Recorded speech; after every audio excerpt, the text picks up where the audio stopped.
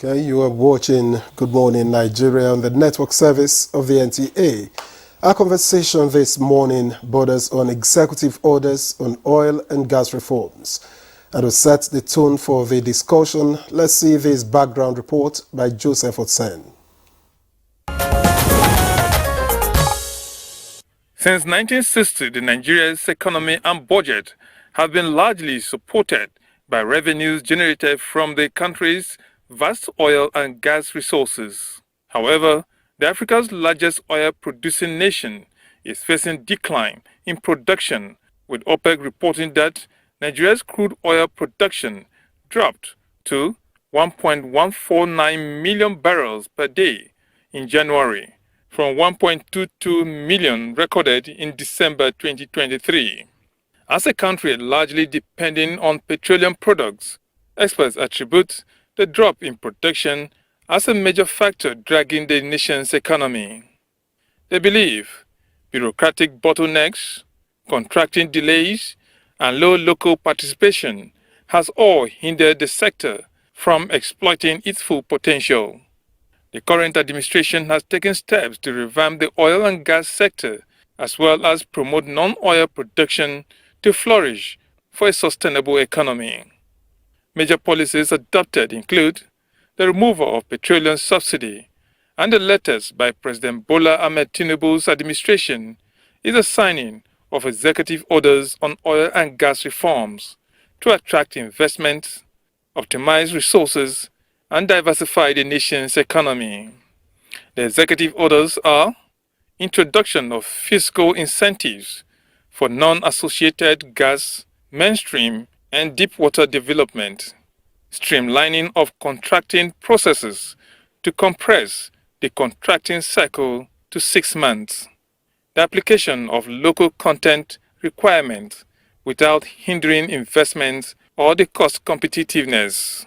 A statement by the Special Advisor on Media and Publicity to the President, Ajuri Ngelale, reads, "The policy directives were crafted after extensive consultations and benchmarking with global best practices and are designed to enhance the investment climate, positioning Nigeria as a top choice for oil and gas investments in Africa."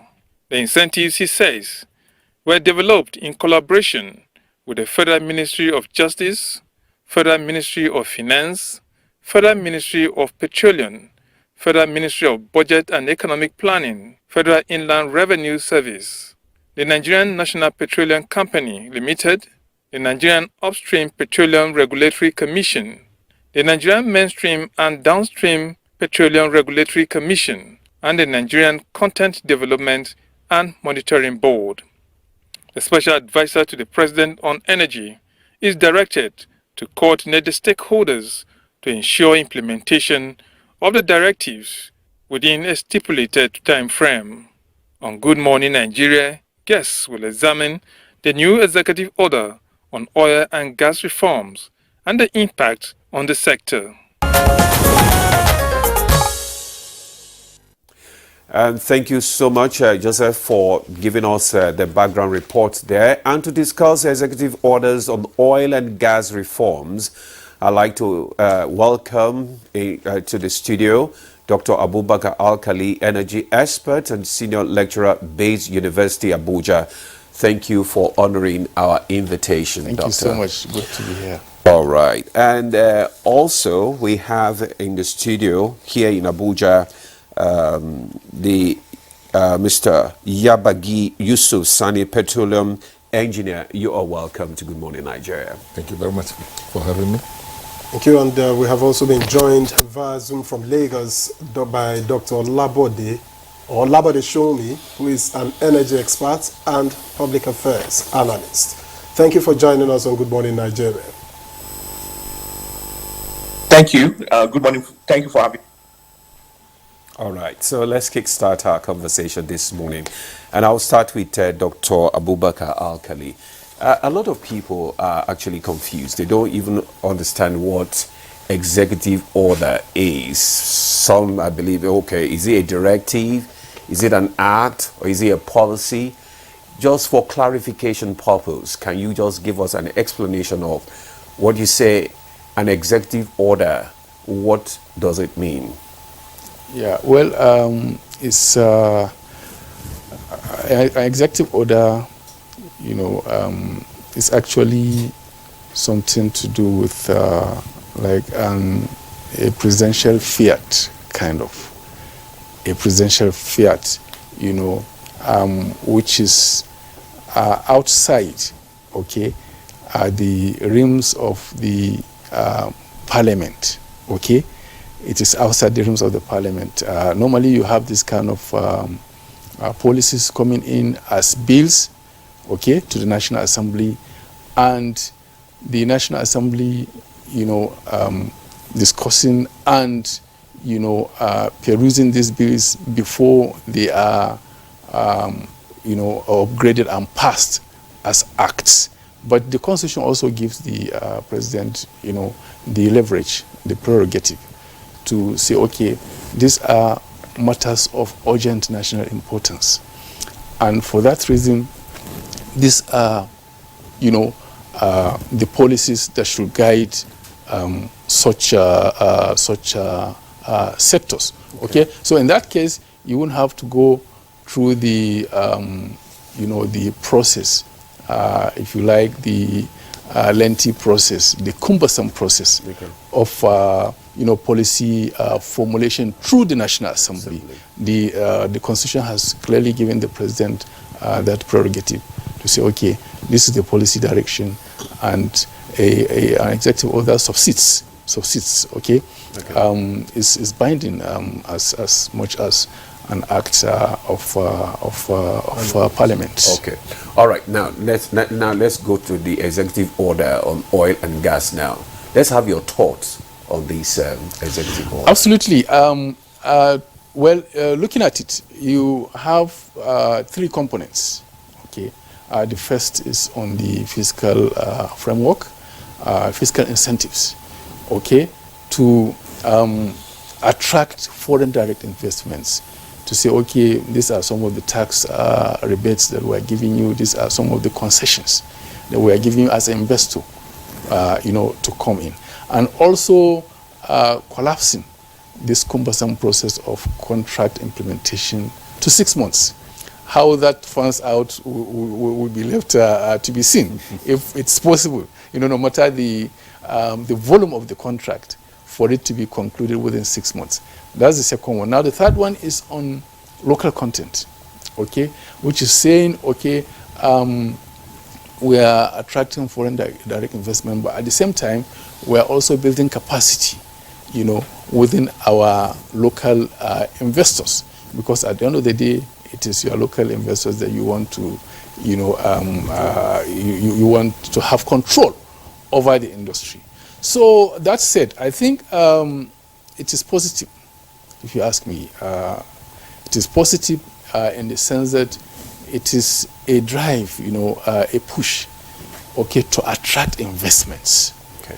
However, I think that is not the full stop. That is not the end of it. I think an executive order in itself, within the context of the petroleum industry, needs some ingredients to go with it for it to work effectively.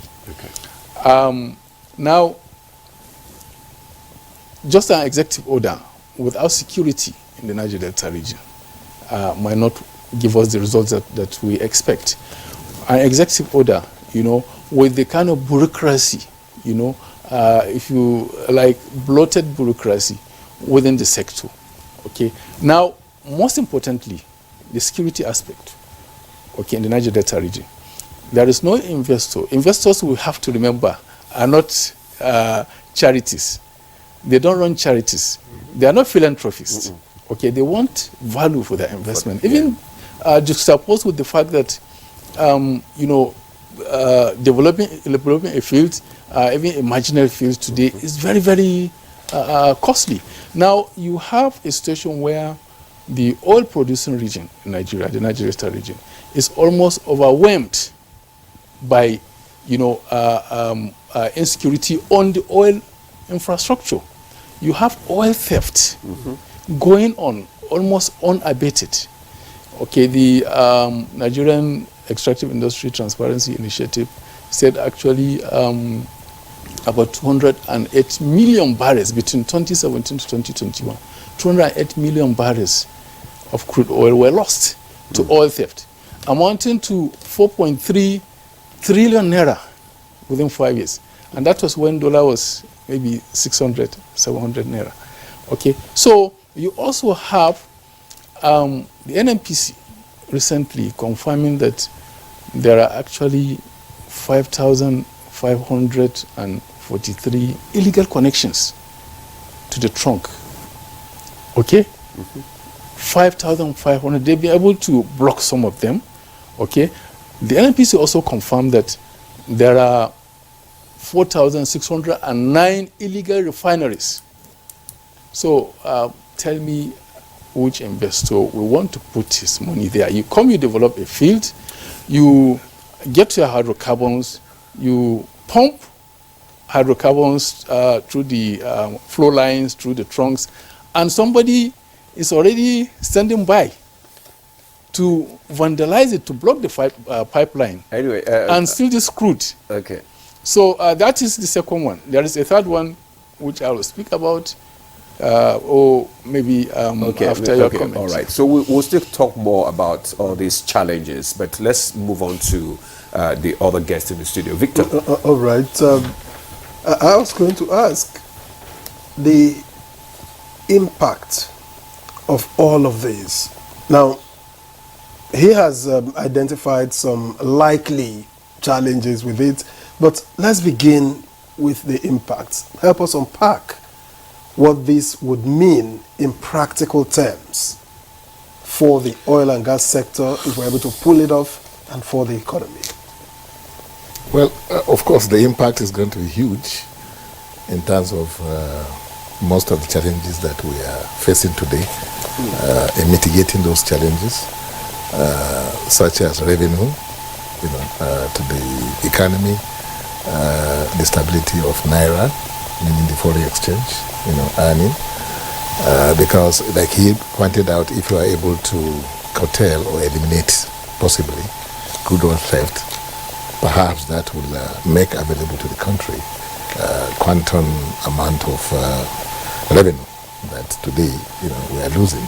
So the impact is going to be huge. But the question you ask is, how did we get here in the first instance? When you weigh things, all these things against the background of the fact that on this continent, Nigeria is the biggest producer of crude oil and gas. And as a matter of fact, I think we are responsible for about 40% of the total oil and gas production from African continent. And you now look at it, okay, if we are responsible for almost 40% of what comes out of Africa, and the only investment that comes in is around 5%. Investment that comes to Africa, oil and gas sector, only 5% comes to Nigeria as we speak today. So that tells you that something is tragically wrong with our own arrangement. It's not that we don't have what people want, like he says, investors are looking for, yes, for value for money. But is that not what the executive orders is trying to address? Yeah, I'm trying to say, how did we get here? I'm trying to lay the background, which is why you now have the executive orders, isn't it? Yeah. But the challenges as to why are we where we are? The executive order has taken care of the effect. But what about the source, or the what led to those, the source of the effect itself, which is issue of corruption, has to be dealt with. You can have all the executive orders you want to have in this country. Like he says, executive orders are not even to an extent justiciable. You can't take somebody to court because he didn't follow the executive order. The worst you can do is to sack him, that he has, the president can say, okay, you are sacked. But you can't take him, but when you violate the act, the act of parliament, then you can be taken to court and be disabled. So executive orders are a response to emergency situations, but the point is that corruption you know. And what even gave rise to corruption, you know, as prevalent as it is in the oil and gas sector, is because of the way the whole environment is also organized, has a lot to do. So government there's still the big elephant in the room that has not been talked about yet. You know, the big elephant is that if I cannot measure something that I have, I can't monitor, I can't control. And I cannot even punish anybody because I don't have a means of knowing how much am I producing. He talks about thousands of connections, illegal connections to the crude lines, you know, the main lines. Those things are happening because the operators themselves, you know, in collaboration with Nigerians, refuse to put meters where they're supposed to put those meters. Or, in fact, there are no meters in some places. Like, why can't you have meters in the gathering fields? You know, because they themselves are also economical with the truth. I mean, with the situation that how they're supposed to operate here. You can't operate, you say, from the wellheads all down to the where you now put the thing in the vessel, which is thousands of kilometers away in some cases, and that is when you want to measure the production. At the point you are loading the crude, that's when you want to talk about production. That okay, you apply some formula. So you are opening yourself up, you know, for all these things assaults that you are talking about, the stealing. Because yourself, tell me how much did you produce in at the wellheads? You refuse to put meters. Even the gas flaring we are talking about, put meters so that Nigerian can earn the penalty they are supposed to pay or reinject. You refuse to put meters at the wellheads where you are supposed to give Nigeria royalties. You refuse to put meters there. So it's a guesswork. So if you operate that industry on a guesswork basis, then why can't people come to take advantage and steal it? That's why you always have 800,000 barrels or this barrels or that barrels has been stolen, because we are not operating this industry the way it's supposed to be operated in the first instance. So that's why I'm saying, why are we where we are? We have to address the fundamentals ourselves. Make the industry to operate in a manner that you can predict, you know, what will come to you wherever you are from the wellheads. I can be able to say, oh, so much crude oil is coming, not guesswork. Okay, thank you very much, Yusuf Sani, for your contribution there. We need to address the fundamentals. And that will now take me to Showumi via Zoom in Lagos. Showumi, I know that you have been listening to the conversation so far, but how do we begin to, with this executive order, being able to address the various challenges that have been identified in the energy sector? And what do you think should be done to actually maximize the benefit of these fiscal incentives? Okay, thank you. Good morning once again. I think, first of all, we need to understand that the energy industry, like any industry, is governed by laws, and it has a culture. When I mean culture, I'm talking about corporate culture, the culture of the people, and all that. Before we start looking at the lapses, I thought it may be important to mention this. The gentleman that spoke last talked about metering at the wellheads. I think there are meters at the wellheads, which the only problem with it is that they are manual meters. What that means is that it is only the people on the site that can confirm. And usually, when they need to calibrate it, there's usually an official of DPR, which in this case would be NUPRC. So the challenge has been that the human factors in it appears corruptible, with the respect that what they actually sign may not actually verify with the reality that is on ground. And that's why there has been a push for a real-time metering, such that whatever is being metered on site will be reflected within the NNPC quarters and some other areas. That way, we won't be able to just rely on human factors. And that speaks to the culture. So one of the challenges within the petroleum industry as a whole is the people, the culture of the people, how the people operate. And I think it was Peter Drucker, the great management consultant, who said that culture defeats strategy. In fact, the actual words were culture eats strategy for breakfast. And to put that in perspective, if you were to bring a Nobel Prize winner in economics, perhaps the greatest economist in the world, and you brought him to central bank to help with the monetary policies and economic strategies there, if the person does not align with the system there, is likely to fail. So, for example, if he comes in the morning and they greet him and he doesn't answer anybody, and he goes to work and he talks very sharply to people, and calls for meetings, and he doesn't allow anyone to speak, if his actions, even if though they are technically correct, does not align with the way the people think, the person will fail. So there is a culture that is operational within the petroleum industry, which one is resistant to change, it is antagonistic to new ideas, and has been said, it looks like it's very, very corrupt. Now, what that means is that things that don't work with corruption will have a lot of challenges to separate. And one of the things that doesn't work with corruption is the investor that is bringing his own money. So, to my understanding, the executive orders were products of, or should I say, they were reactionary products of the discussion Mr. President had when he went to Qatar, because there were complaints about people who are trying to do business here, and there were specific complaints. They were not generic complaints. There were specific complaints to frustrations by government officials when it came to work. There were complaints about the openness of policies and systems of contract, and the fact that a contract can be finished in 1 month or 3 months, while another can last for 10 years. All those things are what has led to this executive order. But having said that, rules were made for man and not man for rules.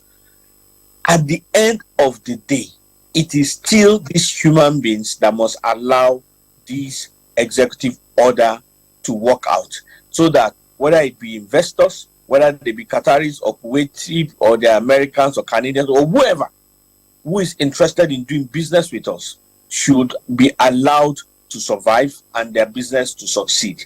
So we can applaud the executive order, which is in order, but it is more important that those that violate the order be allowed consequences of those violations, of violating those behavior. Because it's not like Nigerians are more terrible than anywhere else in the world. It is just that when Nigerians violate laws and principles, there are usually no consequences. The same Nigerians who break laws at the Nigerian airport, once they get to Heathrow or Frankfurt, they obey the laws. So once there is bad behavior, there should be consequences for it. And we as stakeholders, as government and everything, should ensure to see that our laws and those policies come to pass and they're effectively managed. Thank you. That will be my input. Thank you very much. Let's get back here in the studio. And let me get to the lecturer from base. You and him and even Yabagisani agree that it's a good executive order. The challenge seems to be how it will function. And so how do we begin to get this executive order to function optimally? Yeah, thank you. As I was saying, these ingredients are necessary, for the executive order to function. I still like to go back to the oil theft issue. Okay. I also like to say a few things about the bloated bureaucracy. Okay, and also the need to unbundle the NNPC. Now, on the oil theft issue, you see, as I was saying, there are 4,609 illegal refineries. That's the ones that have been identified in the Niger Delta region. 5,543 illegal connections. So now, since this problem started, has there been any recorded prosecution of oil theft in the country. Has anybody been convicted of oil theft in the country? And maybe you as journalists may know better than some of us, because you come across this almost on hourly basis. Has anybody been prosecuted for oil theft? There has to be a deterrent. The fact that, okay, there is no deterrent, and this thing is almost, threatening to ground Nigeria's economy, and there is virtually no price to pay, because nobody has been prosecuted. All we see is arrests, and that's it. And even the ships, they were actually caught with stolen oil. Nobody knows where the crude goes to. Is it refunded to the NNPC? Nobody knows what happens to it. Okay, so as long as there is no deterrent, the oil theft menace will continue to be an institution. It's almost an institution now in the Niger Delta region. It's a fact. And those who do it are known.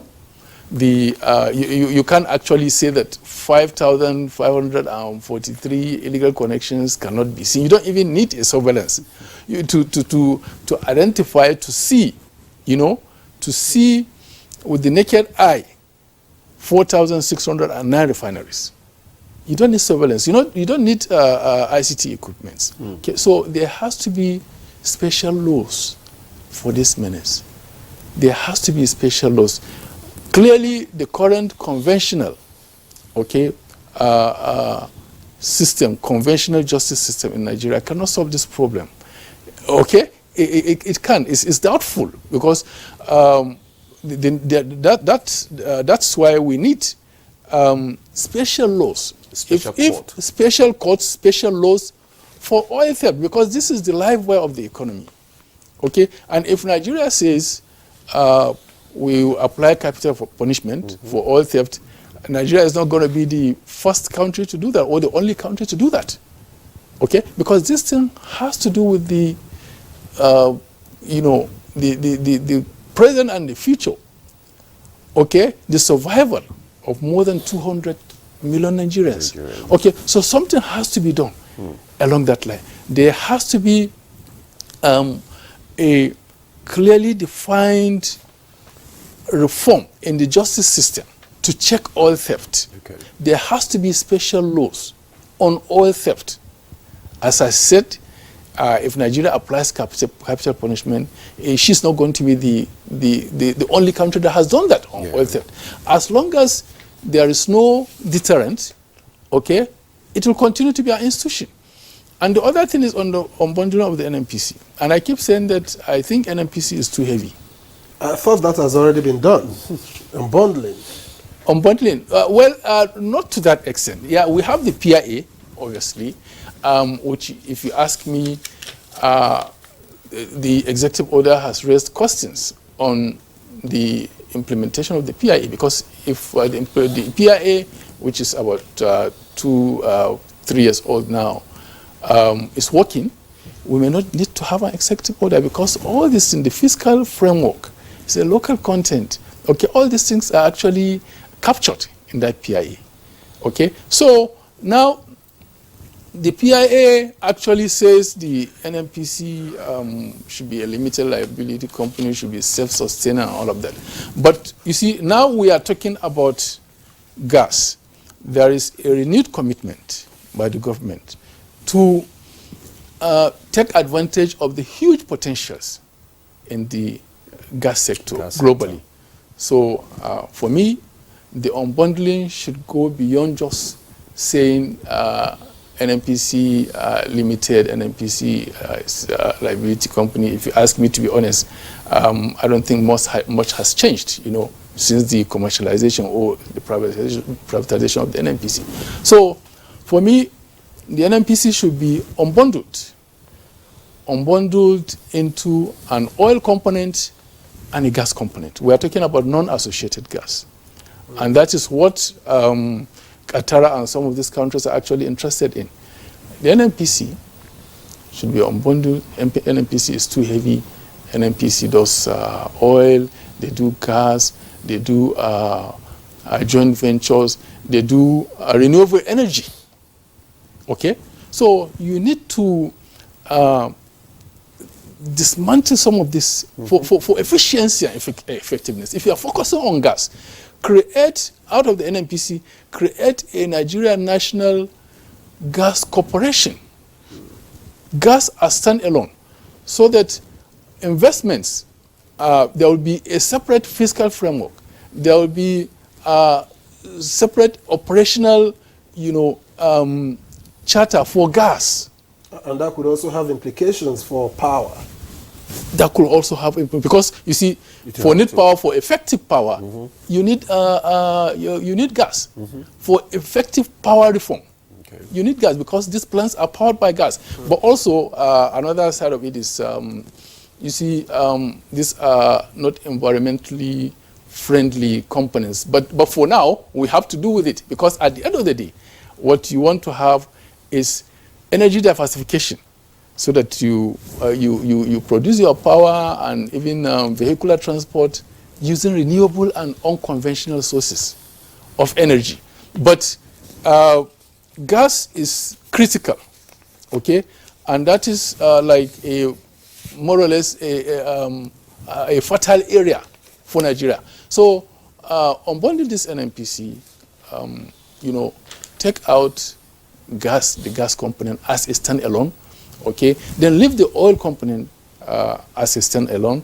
Nigeria National Oil Corporation, Nigeria National Gas Corporation. Maybe in the future we'll talk of, looking at also investing and creating, a framework for renewable energy. Okay? So there is so much bureaucracy, and wherever you have so much bureaucracy, as in this case, you have also corruption, going with it. For me, to be honest, I don't think the sector should take 3 ministers. I don't think so, to be honest. I think it's bloated. Dr. Akali, thank you so much for your contribution there. You've talked so much about the need for us to be able to check, the corruption that is going on in the sector, and also unbundling the NNPC. And let's come to Yusuf Sani here. I mean, there's something that he talked about, that is, we have this huge natural gas in this country that we are not actually taking advantage of. Our concentration has always been on oil. But with this executive order now, how do we begin to shift, focus, not actually totally abandoning the oil sector, but putting more focus on the gas sector so that we can take the advantage of it. Even in the international market, our neighbors here, they need gas. Everybody needs gas. Our local industry, the gas at home and all that. How do we begin to take advantage of it with this executive order? I think the executive order has taken into consideration, yes, the fact that we're a gas country, and we're getting too little, actually, from gas, yes, given the opportunities available to us, and I think that's why the order itself, came up with incentives that non-associated gas, should what you give. On the other hand, for associated gas, should also give it to non-associated, especially on the onshore and shallow water, where most of our indigenous companies and even the companies leaving Nigeria, who are moving their assets out of Nigeria or selling their assets like Shell and others, that's why this executive order has to come. But I hope it's not too late, and I hope it's not too little, in the sense that the fundamentals, because why is Shell selling their assets? Why are they leaving? I mean, if a company like Shell is leaving a client, and you think you want to attract others to come and then invest in that climate, there's something fundamentally wrong. It's not a question of it wasn't that Shell was not making profit or something like that in Nigeria, but there was something fundamentally wrong. They were getting embarrassed by the attitude of our own people, not complying with even the laws. We have enough laws, believe me, I'm telling you. Even though, like he has pointed out, and I've been saying it too, PIA, as far as I'm concerned, it was a swindle. Nigeria was swindled by what they call PIA. PIA is supposed to be issues on transparency, accountability, physical aspect of the governance of the industry. But all those things, you know, when you go deep into what they put there, believe you me, it cannot deliver. That's why government has to wake up quickly. And that's why I salute the courage and the woman, that is the energy advisor to the president, Ms. Olu Verjan, you know, for coming up with some of these things, because I understand she had engagement with most of these oil companies, you know, some few months ago, you know, which led to the coming up with these, you know, 3 executive orders. But one thing, you know, there are 2 sides to every coin. You know, that's just one side of the issue of investments, the issue of, you know, not removing the red tape that is in the whole thing, bureaucracy and corruption, you know, so that you can check corruption out by the time you remove government out of business. That's okay. But the fundamentals, like I have said, and I will repeat it again, we need to make this industry to operate like in a line with international best practice. You know, international best practice is that this is an industry. When you look into the operations of companies like Shell, ExxonMobil, and what have you, they know exactly the moment a drop of crude oil comes out for Nigeria, they have systems, online systems that tells them what is happening. Nigeria, the biggest lion's share, the lion's share owner, does not have that information.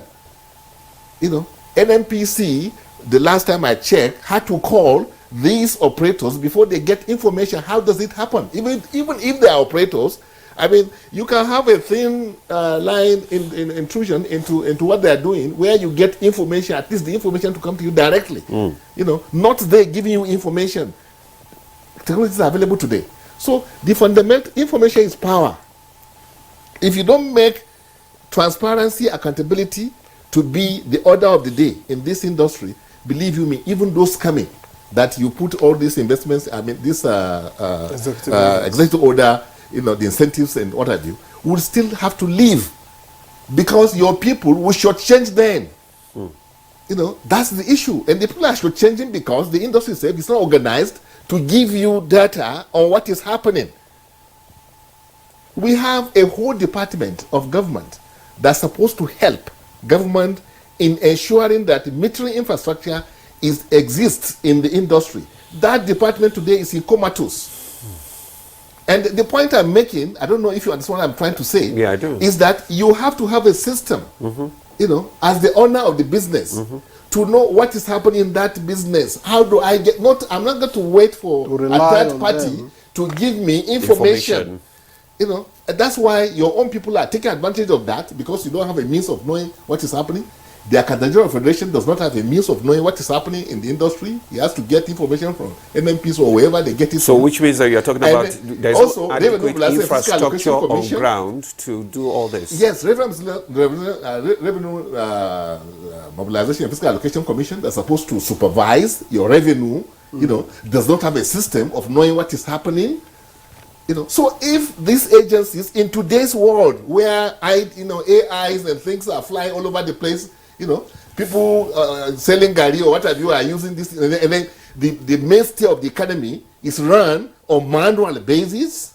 So how do we deal with this opacity? And there should be another executive order to address this. There has to be another executive order to address this. Otherwise, you are just wasting your time. You had a whole act of parliament governing this industry. You know, like I told you, that's a department that's supposed to help. But because everybody is just for himself, I pity the president.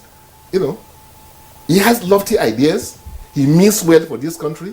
But he has to have a system that will help him to achieve that. So it's a systematic problem now that we have. There's a systematic problem. And there's a human, somebody talk about the culture, there's a culture in this country that we have to do something about, of corruption. So the issue of corruption, the issue of system. And the infrastructure. Exactly. If you don't have a monitoring system, forget it. All right. Okay. All right. I think we will need to get to Let's go to Labo de Show Me again in Lagos. It's interesting what the details that are emerging. Do you also share the view, Mr. Showmi, that there needs to be another executive orders? I mean, we already have a lot of laws, and now an executive order, now executive orders. Do we need more to get this system ticking and achieving exactly what Mr. President wants to achieve? Okay, thank you very much.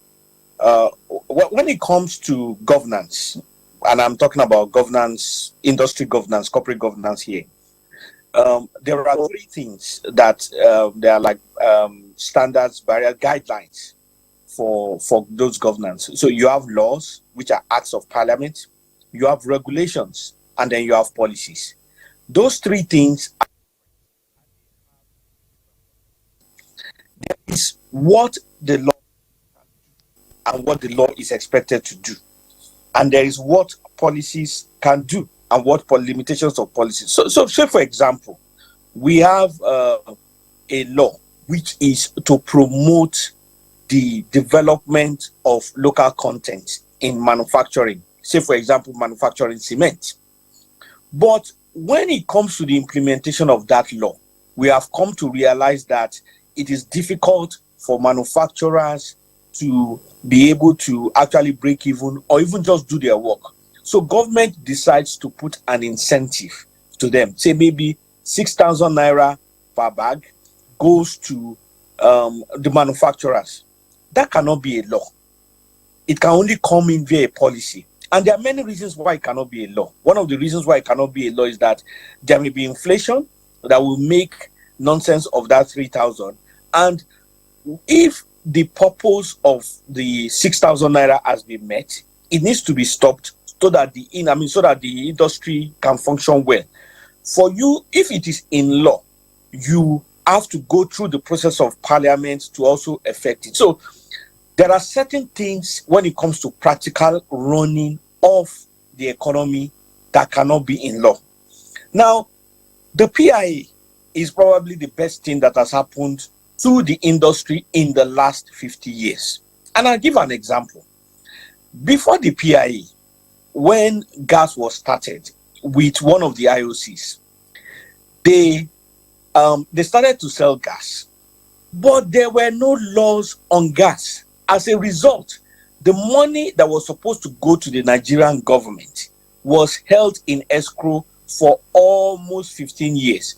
In simple terms, we had money which we could not benefit from because there were no laws on that. And the only way we were able to retrieve that was via the PIA. And there are many other things, lacunas in the industry that the PIA settled. We need to realize that what was functional in this industry before the PIA were laws of 1950 and some other extra laws that were bits and pieces, but that did not handle the industry in a holistic manner.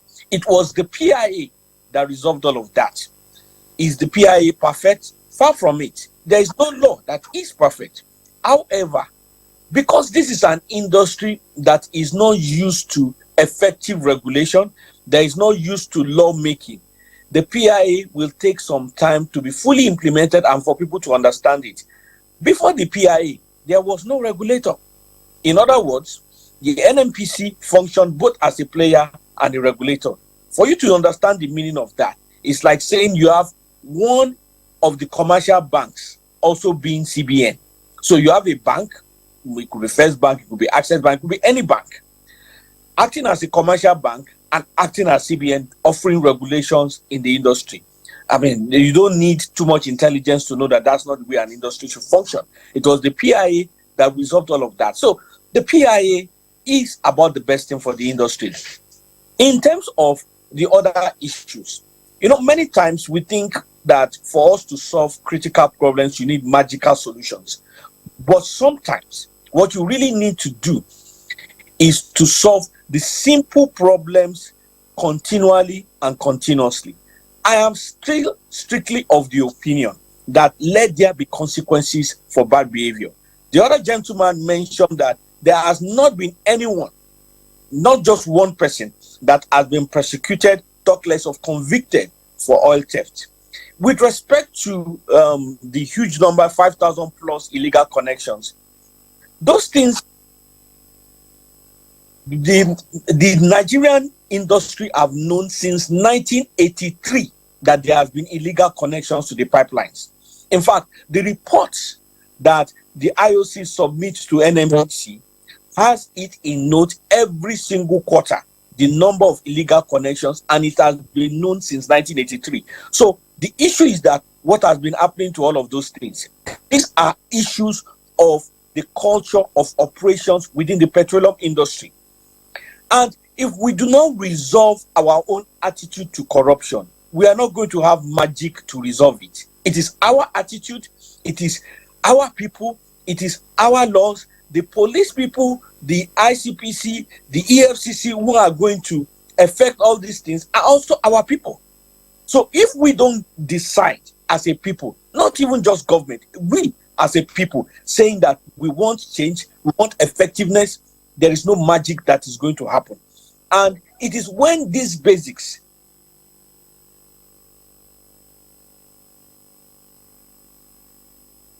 Mr. Shomi from there in Lagos, but from the much that he has said and that others before him have also said, there is a problem of corruption. And without dealing with that corruption, we may make no headway. We are not likely to move forward. I hope that's what we're arriving at. Okay, Dr. Akali, I still want you to react to what he was saying there, that the issue of corruption needs to be tackled headlong. And also, how do we begin to bring efficiency and effectiveness into this reform? Yeah. Well, corruption is a general term, if you ask me, and we need to break it down within the context of the problems in the industry. And if you ask me, you see, the key thing is you are trying to attract an investor, okay, to come and invest in your country. And there are problems that everybody knows about. Mm-hmm. There are problems that everybody knows about. Nigeria can potentially, produce 5 million barrels per day, potentially. 5 million barrels. But, there was even a time it was 800,000, 900,000. There was a time, August last year, also, Nigeria produced less than 1 million barrels per day. Because of the activities of saboteurs. Yeah, but I think it has increased to they have created a general, a state of insecurity. This region, you are trying to call someone to come to. It's not safe for him. It's not safe for his investment. It's not safe for the infrastructure. And you want him to come. It is very, very difficult to think that, you see, investors will be attracted by an executive order. No, it goes much, much beyond that. Do you think, sorry to interject you, do you think the PIA can actually address those challenges?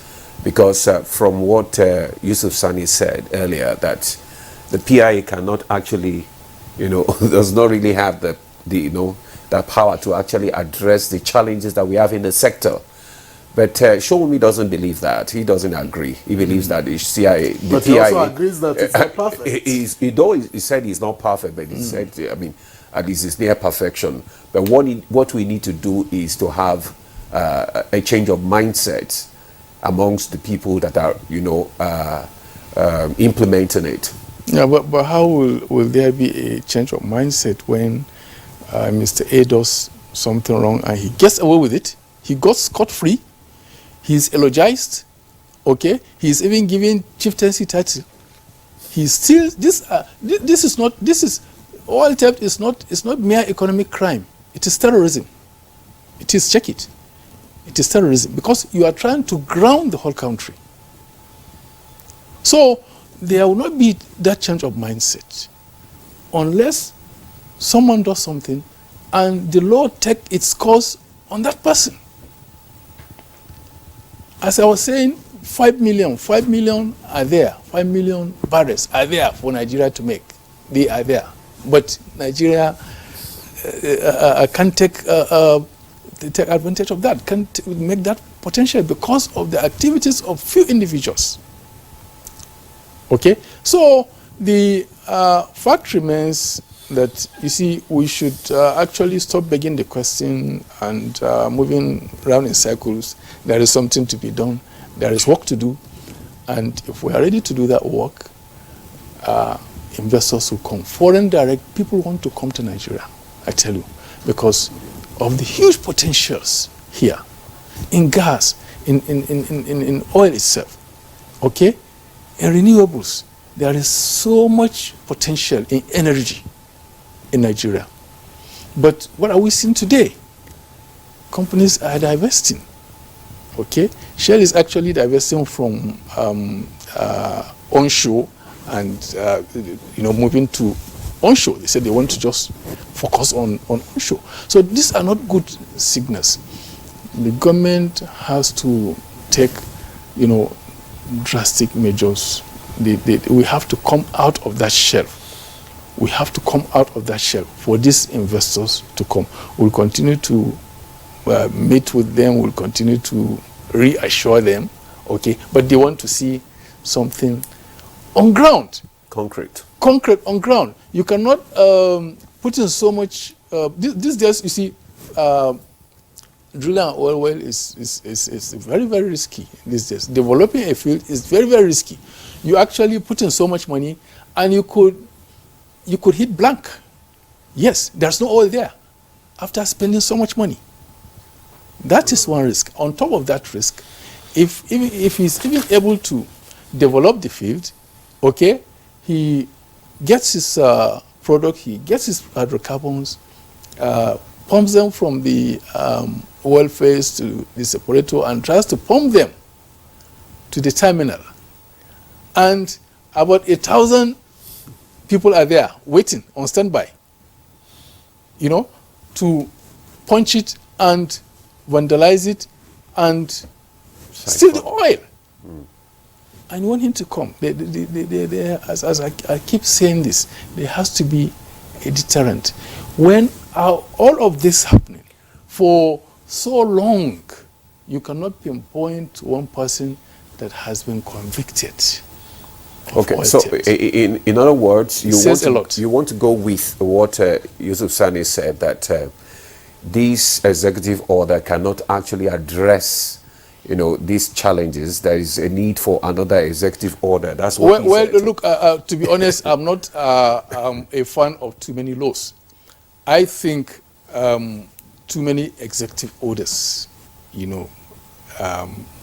will not solve the problem. Too many executive orders, no matter how many executive, there are things that you need to do, which you have to do. The PIA, to some extent, is a good move, the PIA, because, you see, this is the first deliberate and concise attempt at, stamping authority in the oil and gas sector.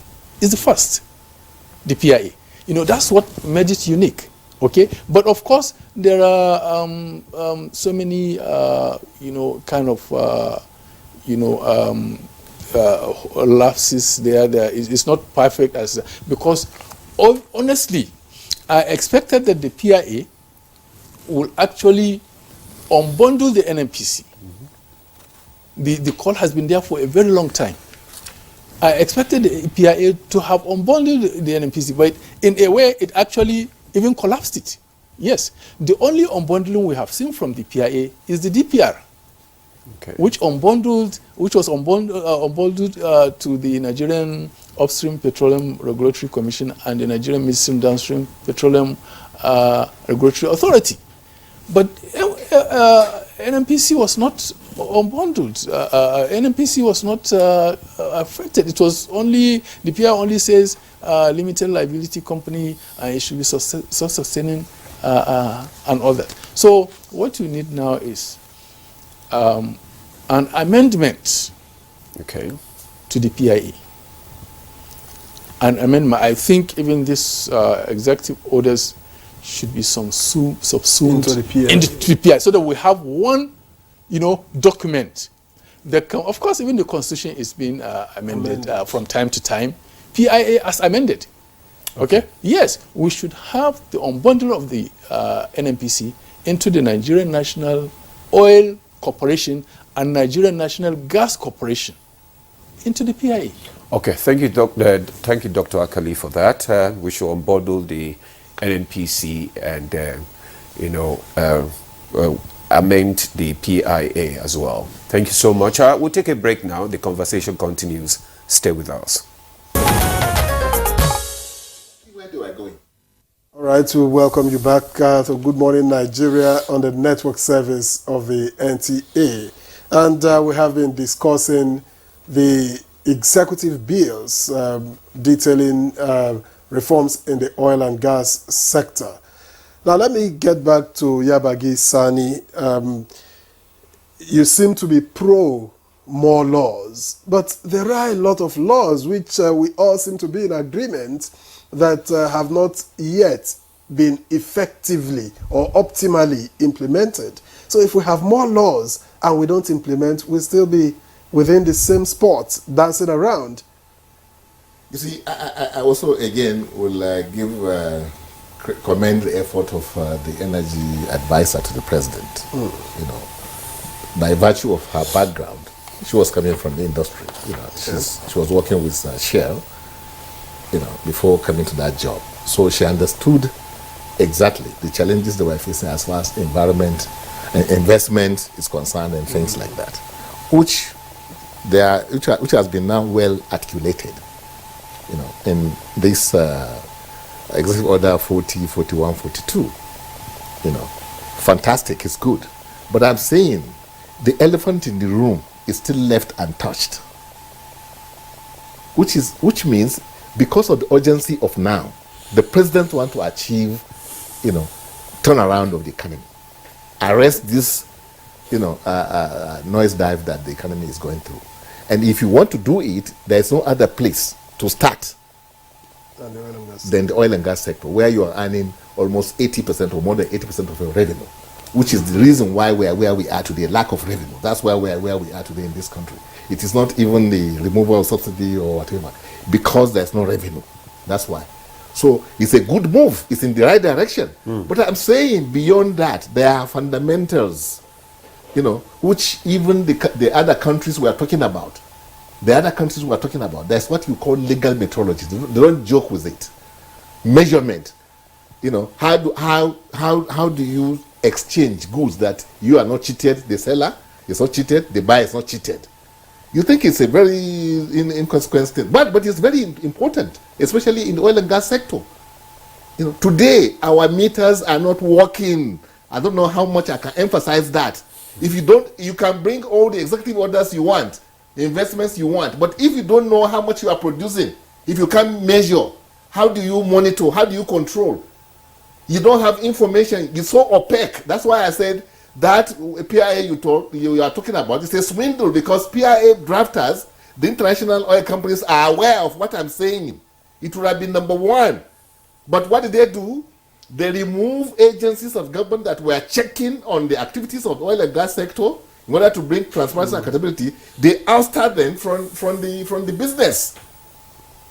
Like the department I told you, which is there by constitution to check the meters, ensure that the quantity taken out of the country, is correct.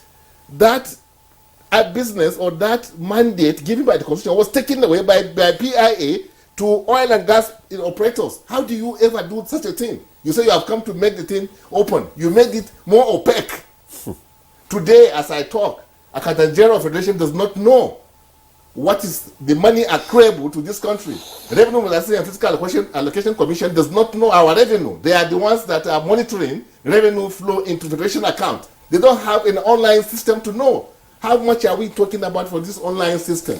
How much are we talking about for metering of the production, the flow, the what do you call it, the commingling, where you have all the flows coming in, flow stations. I mean, I'm talking about where you can have at least the production.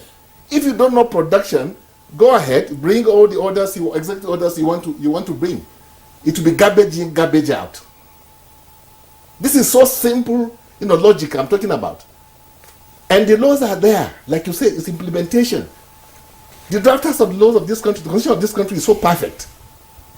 There are laws that will enforce, that's supposed to enforce what I'm talking about. But BIA came and then even removed some of them. All right. So we need to have another executive order because of the urgency of now, which later can be transformed into another law, which can be sent to the National Assembly. National Assembly is also aware of the urgency for us to arrest the the revenue leakages that we're having. There should be an order to arrest leakages in the financial leakages in the sector. It's an important factor. It's the most important factor to deal with first, or alongside these other investments programs that you have, orders that you have. But this other executive order that you are clamoring for now, how would it be different from this one? Because it's still the same people that will implement it. Because we have had laws in this country, and we found out that the problem actually is not about the law, but it is about the people themselves. Just like Showumi said, and some other people have said on this program. Yes. So I think, yes. Like I said, so it's not a matter of churning out executive orders all the time. No, it's not. No. It's about bringing out clarity. Okay. Bringing out for the executive, a way by which you can get feedback. Because this executive does what it has done now, like the Nigerian monitoring, the Nigerian content, monitoring board, Now there's a searchlight beamed on them, isn't it? Then the Nigerian, the petroleum, the production and the NNPC PL, there's a searchlight on them too. The issue of these contracts that takes forever before it comes to fruition, there's a searchlight on them now. That's beamed on them. So what I'm saying, let the government also beam light on the issue of transparency and accountability in the industry. It can be done. Okay. It isn't that, you see, once you do that, then you cannot begin to prosecute people, because the president will say, I gave you an order, you didn't fulfill my order. Why didn't you follow what I said? It's in writing. Don't tell me the law, that act which you are not implementing in the first place. Anyway, now, as an executive, I have come up with the ways that you must do your job, And if you don't do it, then you can be punished. That's why nobody could be punished up until now. Okay. But once you have focus on a particular activity in an industry, then if any of the officers violate your directives, you can punish him directly, because you have already brought it out. That 1, 2, 3, 4, 5 is what I want you to do. You give me feedback on 1, 2, 3, 4, 5. Okay.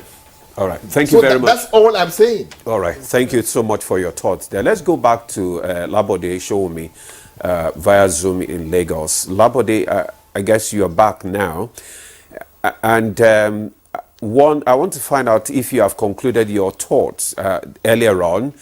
And also, I want you to, tell us, let's move away from the challenges that we have been talking about now. Let's look at the benefits. Let's look at the short and the long-term benefits. What are the short and the long-term benefits of this executive order?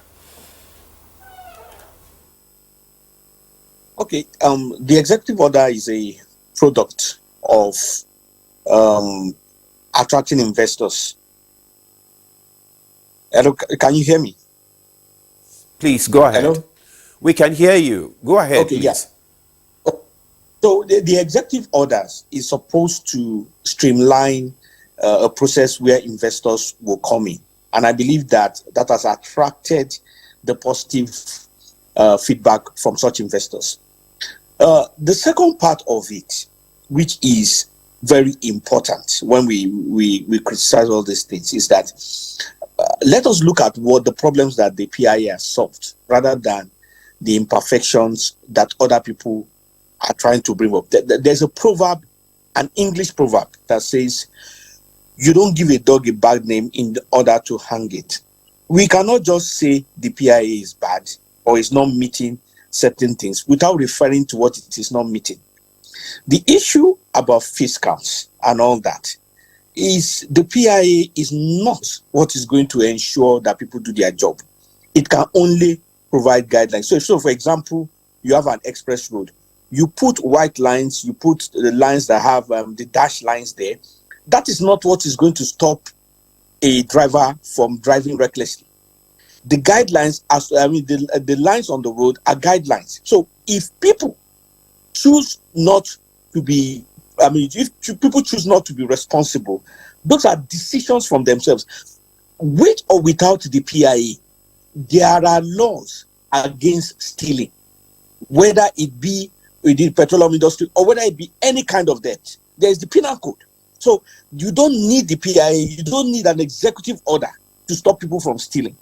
Now, if people are caught stealing, there are also laws to persecute them. It doesn't need the PIA. You don't need any special laws for that to be done. Now, if the people who are in the revenue generation agencies, whether it be FRS, whether it be the revenue generation agency that RAMFAC, if they feel for any reason that the data that they are being given is inaccurate, there are laws that gives them the power to investigate. They do not need special laws for that. They can even petition the National Assembly, and there are committees that oversight the industry who can investigate and make the information public. And they have done this severally. In fact, at the moment, the oil and gas sector is being investigated by a special motion in the National Assembly, which is led by the committee, the Chairman Committee on Upstream. So this idea that one law must solve every little tidbit is a fantasy. The law has been in existence for less than 2 years. Let the law achieve its purpose. That is number one. Number two, when you look at it, is that when we talk about not benefiting from gas, it is primarily because we are in the early stages. It is not that it is impossible. It is not that the government function is not. In fact, as we stand, by a policy of government, which is similar to an executive law, we are in the decade of gas, which means that all government purposes, all government policies, all government directions should be focused on gas. Those are also products of the process of coming up with the PIA. Now, the reality is that we need to spend energy for development. It is not talk, it is not finger pointing that is going to develop gas infrastructure. If you remember, the Minister of Gas and Petroleum for Qatar, when they were sponsoring the World Cup about a year and a half ago, he said that they spent decades investing billions of dollars in infrastructure, gas infrastructure in Qatar, and they have gotten to the position where they're benefiting from it today. Today, there is one major gas project that everybody knows. It is the AKK. Nobody is asking about the level of completion. Nobody is asking about feedback from the contractors. Nobody is talking about the power plants that are being built around those areas in Kano, in Kaduna, and in Abuja, which are going to feed from that gas. Nobody is talking about that. But we want one law to solve all that. Is it the PIA that is going to ensure that the gas infrastructure is built? It is not. It is people that need to do this. And it is time that we focus on what matters. It is time we focus on what will really build the nation. The PIA is a law, just like any other law. The law is not going to affect itself. It is people that will make it to work. With or without the PIA, the imperfections in the industry have laws guarding them. Let us allow the PIA make us benefit from gas, make us benefit from what we ought to benefit from as a nation. That will be my submission. Good morning. Thank you very much, Show Me, there for your submission. Just like he said, that there's no way you can have perfection. There's no perfect law. So we just need to work with what we have. Like I just asked him, but he was able to just brush it. Let's look at the short-term and the long-term benefit of this executive order. We have been talking about the challenges the implementation challenges and all that. So what are the long-term and the short-term benefits? Let's look at the benefits now. Yeah, of course, it's beneficial, although as I, have highlighted, there are ingredients, that have to be, in place. There are certain factors that have to be in place for that executive order to be successful.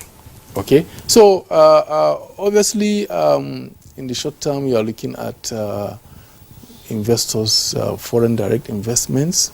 Okay, you are looking at potentially better liquidity. Okay, for the federal government. You are also looking at a repositioned industry.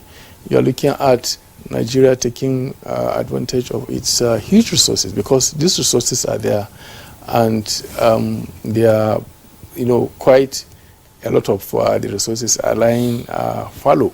Okay, so foreign direct investment will come in the short term. Likely, it's not guaranteed, to be honest, because, as I said, the investor has also his template. As we have our template, to attract him, he also has his template, okay, his requirements, okay? So he wants to see those requirements, before he comes in. So we only keep, trying to convince them. You tell me the trips, the endless trips that have been embarked by Nigerian leaders, from governors to presidents, and all of that, trying to attract investors. You tell me the performance rate, okay? It tells me the performance rate. So not all investors. I guess it's one of the reasons why this executive order has come to, to ensure that all the trips of government, to foreign companies, foreign countries, to attract investors, is yielding fruit. Yeah, well, that's why I was saying there are actually ingredients, you see, that have to be backed. You go to them, and you see, they sit with you and they tell you yes, okay? Because in some cases when we go, we don't even ask them what are your requirements. We just tell them this is what we have. They say, okay, fine, thank you so much. We'll get back to you. So the fact is, the ingredients, these ingredients I was talking about, have to be in place for us to achieve this short and long-term benefits. Foreign direct investments may come, okay, but I tell you, even if an investor comes, some of them, okay, are potentially going to be frustrated. Okay, Dr. Akali, I have to cut you short there, because we need to get a parting shot from Yusuf Sani. Okay, let's get your own view. Okay. You may also want to address, because laws need people who will implement it. And so how do we deal with individuals, government institutions, and individuals in government who have crucial roles in implementing these laws? Yeah. Well, first of all, I'd like to congratulate Mr. President once again, because the step to take in addressing this quagmire we are in, the economic quagmire we are in, I think has been taken now, because oil and gas is it, whether we like it or not. Yeah. In terms of revenue, in terms of domestic, activities, other sectors, they have backward and forward linkages with the oil and gas sector. So if we can get it right in that sector, believe you me, that will be the beginning of the Eldorado that we want, for this country. So I congratulate him for that. And like I said, you talk about the quick gains. The benefits. Yeah. The benefits, like Dr. Alkali said, you will now have investors, foreign investors, looking in the direction of Nigeria. Okay. Definitely they will, because now a lot has been done. In fact, in some cases, I hope nobody will take Mr. President to court. Like the issue of digitization of the oil and gas sector which today has been sacrificed to an extent because the Nigerian monitoring board, local content monitoring board, they have been given, they have been told that certain contracts should not be approved. That if they shouldn't put Nigerians, more Nigerian interests more as all right. But I'm just saying that. I'm just saying that so that investors will know, that we're bent so much backward, to ensure that we attract them to come. I'm just trying to say that. And invest. So and invest. Perhaps, exactly. Bureaucracy has been removed, and that which means that's already represented.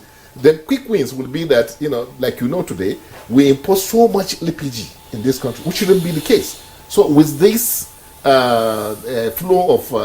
inflow of investments, we will now have enough gas, cooking gas for even Nigerian. The CNG we'll be talking about too, will also have live, it will be abundantly available. So there are so many things that will happen once these investments start coming in, and the fact that Nigeria is a gas country, so we can't go wrong. Yusuf Yabagisani, it's a good place to leave this conversation. We thank you very much for your contributions on the program. We also like to thank Dr. Abubakar Alkali, Senior Lecturer at Bayes University, Abuja, and we thank you for your perspectives on the program.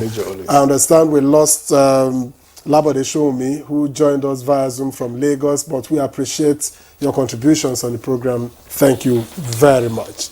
And that's where we leave it on Good Morning Nigeria. We thank you for watching. Tomorrow is another day. Please, let's do it again. I am Victor Azo saying bye-bye for now.